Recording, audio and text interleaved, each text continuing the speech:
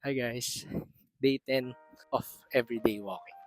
Ngayon lang kami nakapag-video kasi nung una, di na kami sigurado makakapag-commit ba kami. Pero ito na kami, nasa day 10 na kami. And habang naglalakad kami ngayon, napansin namin yung paligid.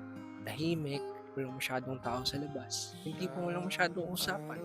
Puro tunog lang ng hangin at hakbang ang maririnig. Na-realize namin na hindi lang pala palagi yung malalaking moments sa magbabago ng buhay mo. Minsan, yung mga simpleng araw lang, yung paulit-ulit na routine, yung pagod na paulit-ulit pero hindi mo pinapansin, yung pagpatuloy mo kahit na wala ka ng gana, doon pala nangyari ang tunay na pagbabago. Kasi ang buhay, hindi siya biglang nagbabago overnight. Hindi mo mapapansin, pero araw-araw may paunti-unting progreso. Mga progresong hindi mo nakikita. Parang paglalakad lang, hindi mo agad mararamdaman na ang layo mo na pala. Pero kapag lumingon ka, ang layo na pala ng narating mo. And maybe that's the lesson.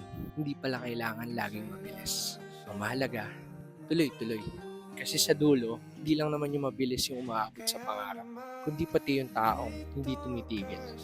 Oo, simpleng bagay lang to, pero bawat hakbang may patutunguhan. So paano? Lakad na muna kami. Bukas Bukas na na lang lang ulit. ulit.